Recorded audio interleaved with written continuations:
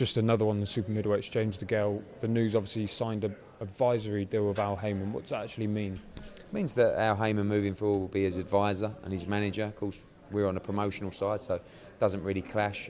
My communication now will be with Al and planning out the best move for James DeGale's career. I think because he hasn't boxed since May the 30th, it looks like he'll have to fight his mandatory next because it was a vacant title, which will be the winner of Rogelio Medina against Julius Jackson, which obviously isn't a huge fight in the UK.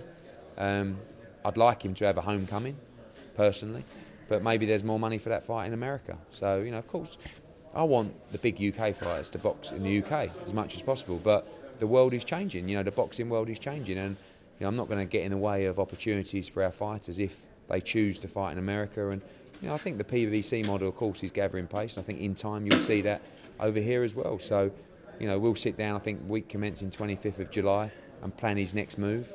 But, from a promotional difference, nothing changes. We've got a great relationship with James DeGale and look forward to working with him again. Does it muddy the waters a bit, though, on your part when it comes to trying to move forward with James, because he's, there is a third party now? I guess, he had a team around him already. It was never me making the decisions on behalf of James DeGale. Some fighters you have different relationships with. With Carl Froch, it was me, Carl Froch and Rob McCracken. Before it was me, James DeGale, his family, and Ambrose Mendy and Jim McDonald, the trainer. And now there's another person coming into the mix. And we'll see how the relationship develops. It's not as if he's, signed with an advisor or a manager that doesn't know what he's doing. So it comes down to what's best for James DeGale, and that ultimately is the same with any relationship. You have to do what's right for the fighter, and that'll be the decision in terms of where he fights next and who against. But obviously domestically, there's got to be one eye on August the 22nd with George Groves against Badu Jack, because if he was to capture the world title, that's a huge domestic fight. So that division particularly, Callum Smith against Rocky could fight each other, Martin Murray. It's a great division at the moment, and I would like to see his fights in the UK.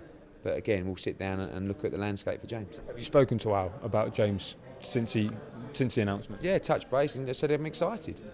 I think there'll be other matchroom fighters that we look to move in the same kind of direction, if it makes sense for them.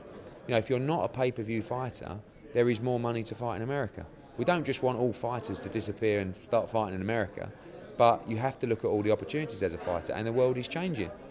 There is a movement going on that is an interesting movement. But if you're a pay-per-view fighter in the UK, you really want to be staying there because it's a lucrative model.